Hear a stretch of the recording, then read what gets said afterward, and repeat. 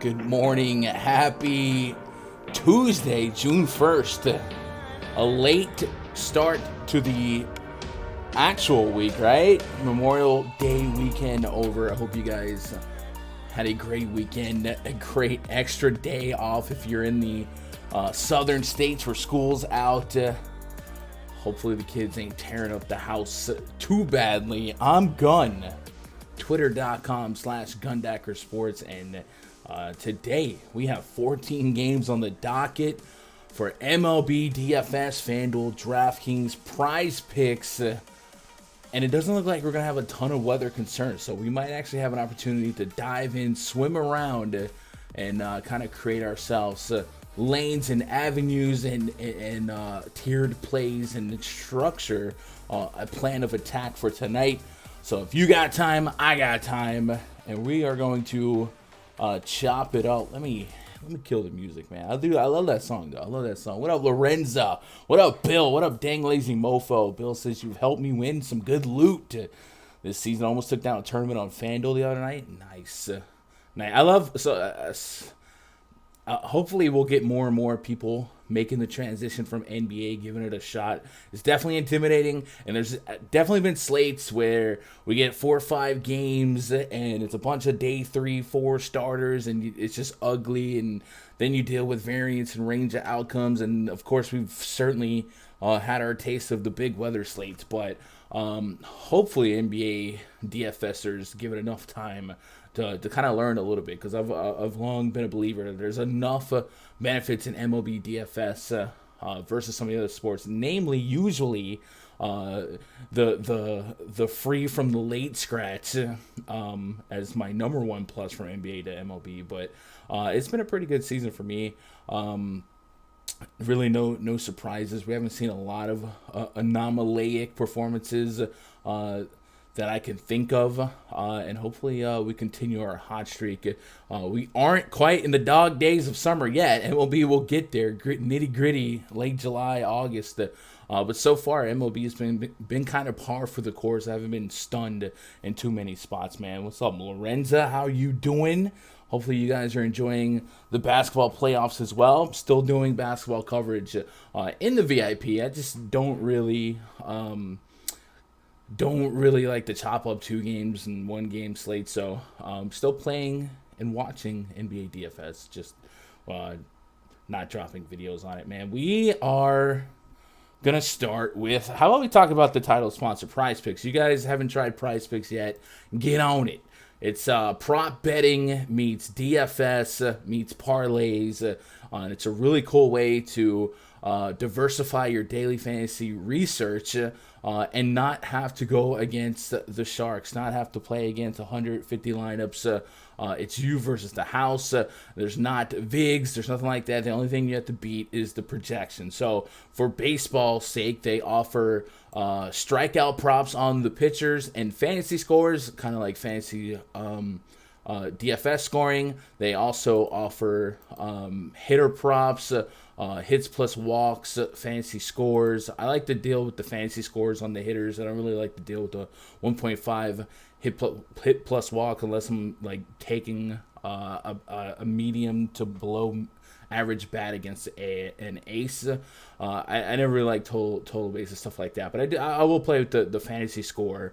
And then, of course, they still have basketball. They have all the sports, NFL. I can't wait for that to come back. If you guys know your soccer, your tennis, stuff like that, they have something for everything. And what I do like the most is that, you know, the lines don't change in terms of like VIG and whatnot. Sometimes the projection will change. But it's not like you have to shop your odds everywhere. You can just pick the plays you like, put a card together, have as little as 2 picks, as many as 5 picks. You can 10x your money. If you guys sign up using code GUNDACKER, they're going to match your first deposit up to $100. $20 turns into $40. And you might as well give it a shot, man. I think it's a little less stress-free, a little bit more fun to sweat. Just don't get crazy. That would be my advice if you play on Prize Picks. Don't get in love with the 5-pick parlays, the 4-pick parlays, even in real life. I like to play for a purpose, right? Play for some profit, 2 and 3 picks. And if you did get into the 5 picks, maybe also hedge it with the flex play card selection that they offer, man. What up, Darren? Doing all right, man. Hope your MLB The Show team going well. It's been a couple days since I've been able to just sit down and grind. Pretty busy. As little as I've been able to chill on the channel, it's been extremely busy off air with tons of ventures and stuff that I got. Like I got to do a lot of video editing for stuff and business ventures, stuff like that.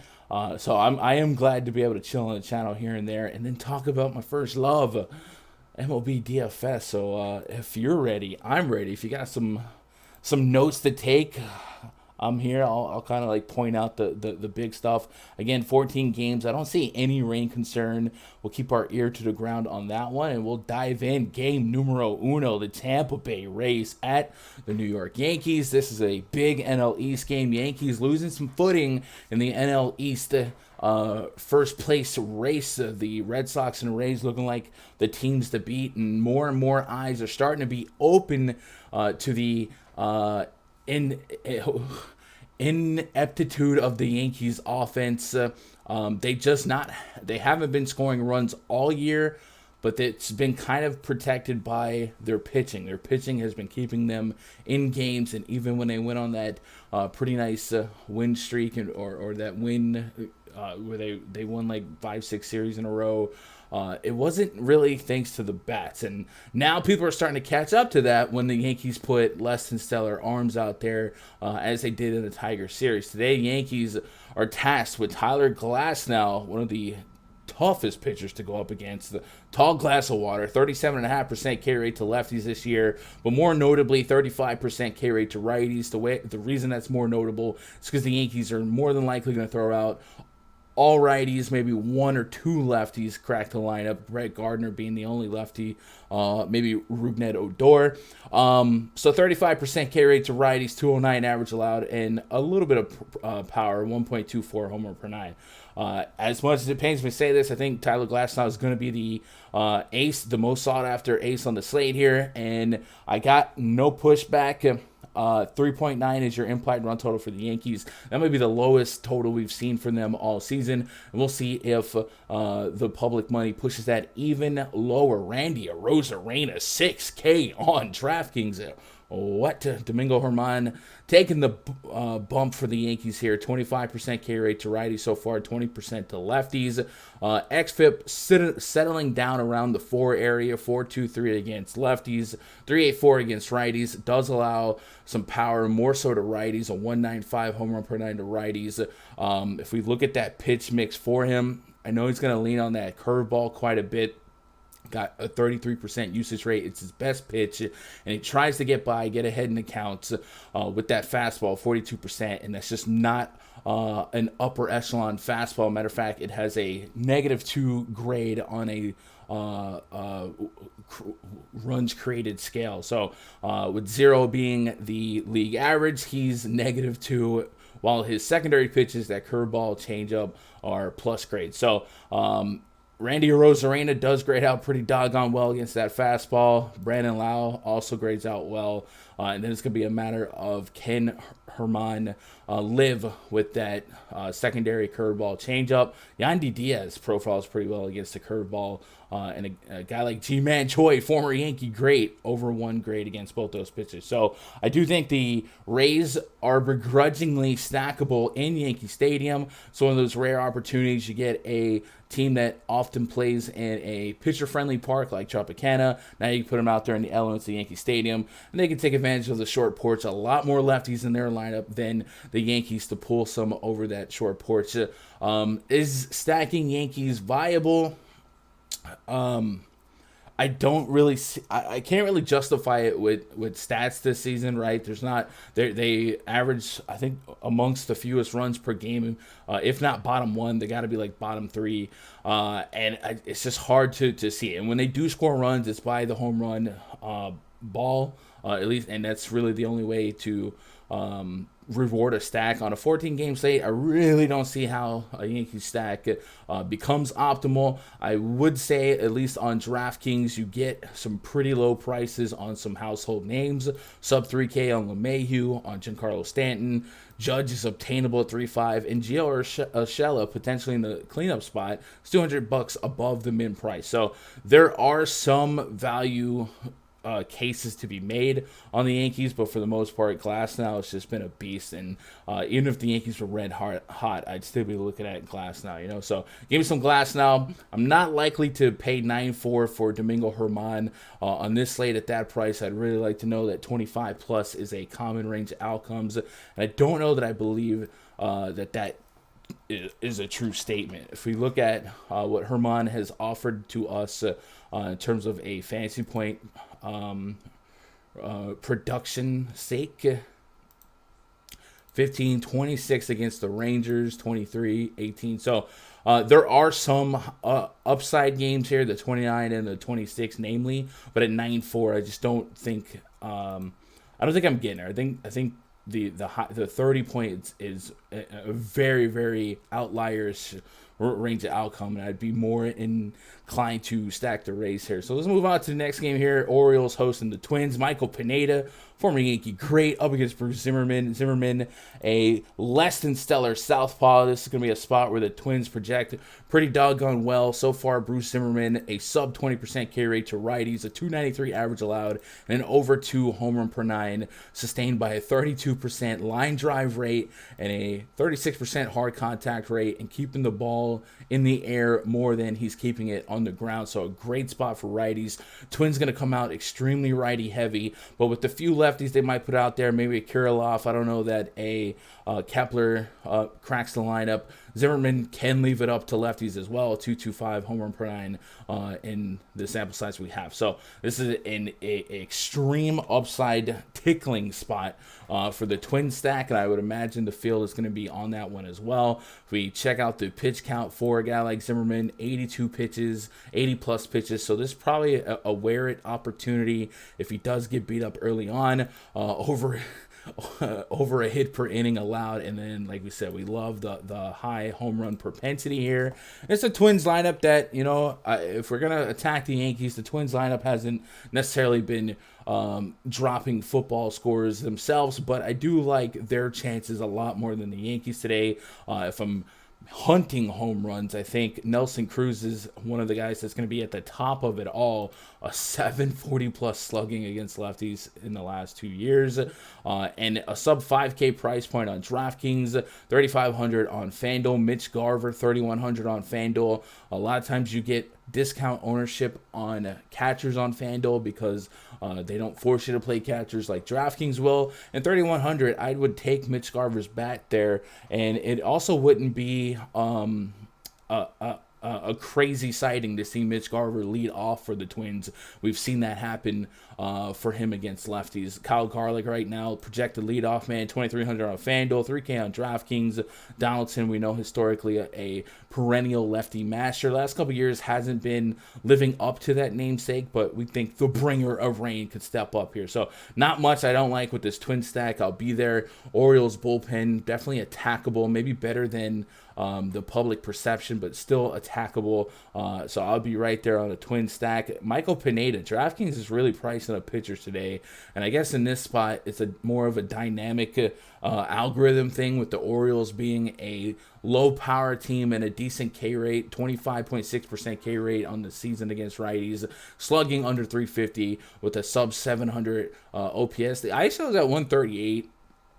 Not great, but definitely a couple teams worse than that.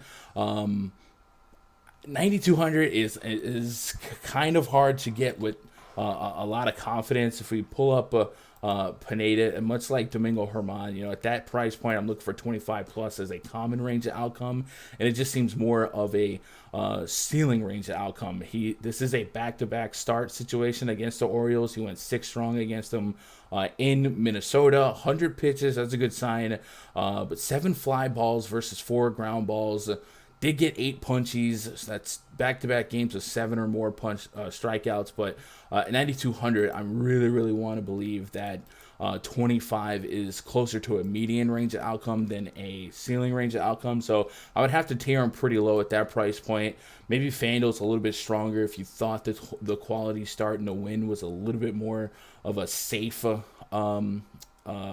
implication to his fantasy production, but I probably don't land there right now on DraftKings commonly, right? We might click his name, cap him at 5-6%.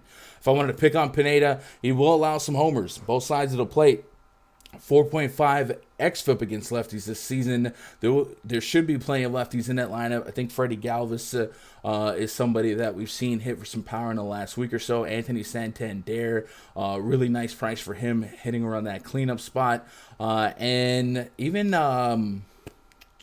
Trey Mancini, I think he batted second yesterday. If he catches a top 3 hitting spot, I think he's one of the guys that can get by his great numbers against righties and dig more into that home run per 9. So it's not a zero-sum outcome for some of these Orioles bats to be playable. I likely don't get to Orioles stacks, but I would kind of be checking off some of these names like Galvis, Santander, and Mancini. And like I said, I'd probably activate Pineda in the player pool of like 150 bullets, but in like 20 or less, there's probably not a chance I get to Pineda commonly. Let's move on to the next game. Blue Jays hosting the Marlins. So I do believe that this Blue Jays game is going to be their first game in Buffalo, which is the park that they played in last year. And it was also still a very hitter-friendly park. It's probably going to play not as hitter-friendly as Dunedin, but not many parks will. With that said, I'm still going to tilt the needle much more on the hitter side of things than the pitcher side of things, which is a doggone shame because I do like Sandy Alcantara as a pitcher this season, especially against righty-heavy lineups like the Blue Jays might offer. 10K on DraftKings, 8K on FanDuel. Again, the story of the slate so far is DraftKings pricing up pitching and FanDuel not so much. The reason why I would like Alcantara against any righty-heavy team is these numbers are insane. 277 xWHIP against righties, and over 30% K rate, keeping the ball on the ground 53% of the time with a low hard contact rate. So somebody that doesn't really reward a lot of righty-heavy teams. In this Blue Jays lineup, as projected, I got just Rowdy Tellez, Joe Panic as the lefties in their lineup. So there's definitely a world where Alcantara kind of holds the Blue Jays at bay. with that ground ball rate and the strikeout rate. And I probably still get to some access of Alcantara, but the park does kind of make me a little less interested. But like I said, it's not quite Dunedin. So I will have some. I can't really love any bats against him because of these splits here. He will get leaky against lefties. If you want to take some long shots on Tellez and Panic, go for it. Panic's not really somebody you project for power anyway. More of a hit for contact kind of guy, not even a hit for average like he was in his San Francisco days. So the more I talk through it, the more I think I should be a little bit more willing to get Alcantara into the mix. Right now, if I had to grab an obscure number of what I might set his cap maximum ownership is for me in my lineup, so I'd probably cap him at 20%. Right now, and probably want to make sure I have make sure I get to maybe 5 to 8%, based on where the field might be and based on what the lineups might come out as. If the Blue Jays lineup comes out a little bit more surprising than what I'm looking at right now, meaning if they invent some lefties, I might revisit my ownership there, but I really like on paper this matchup as it is. Robbie Ray, 8,500 on DraftKings. So far this season, 27% carry rate to righties, 31% to lefties.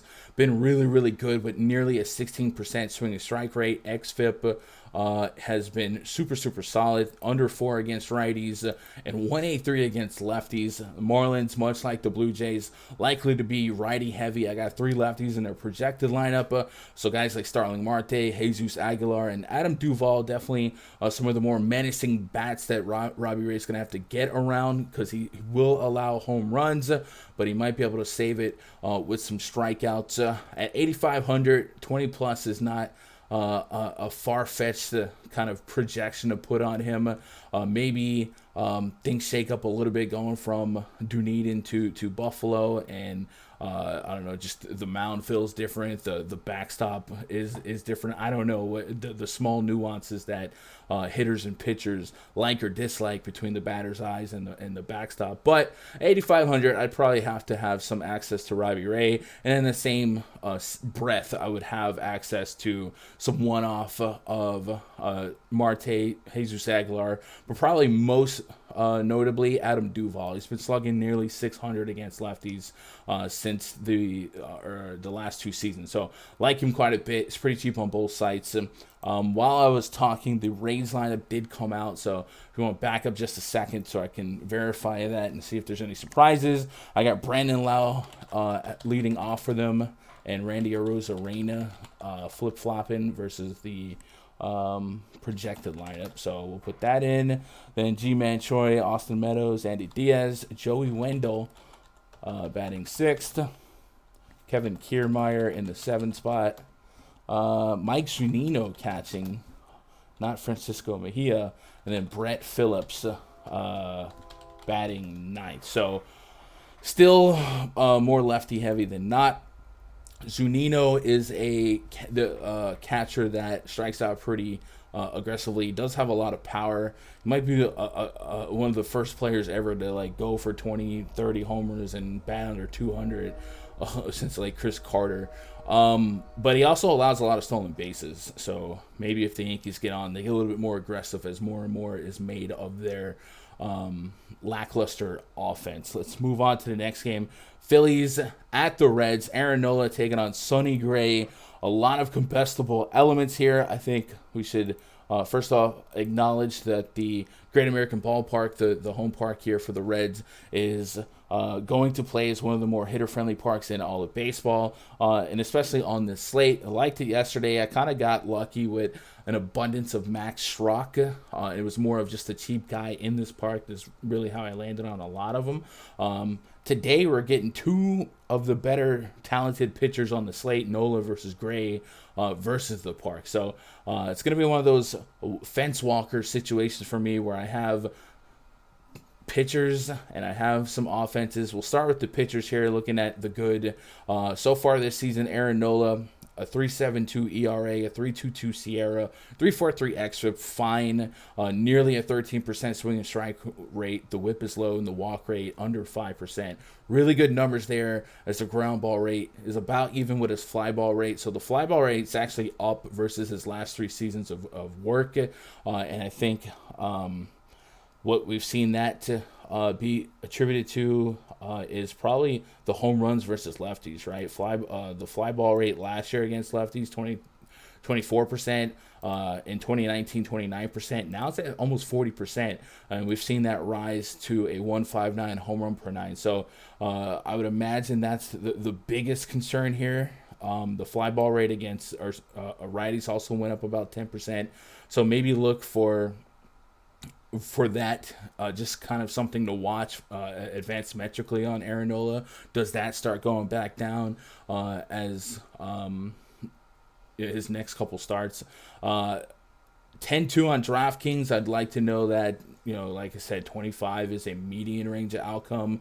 Against his Reds lineup, there's plenty of strikeout potential. Jesse Winker was surprisingly not in the lineup yesterday, but he's the only bat in this lineup that does not represent a 24% or greater strikeout rate, and Aaron Nola could tap into that. So if he can keep the ball on the ground and get into those strikeouts, I think Nola does have a shot at being a top 4 pitcher on this slate and kind of getting you to that 25 DKP area.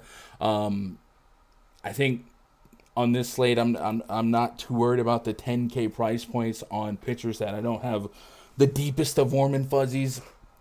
If I know that their ceiling is 30, Nola has really struggled to get you to that 30 area at Miami, Boston, at Toronto. So a couple tough matchups if we want to create some excuses for him. Boston's been a good offense. At Dunedin's a tough spot. At Atlanta, tough spot.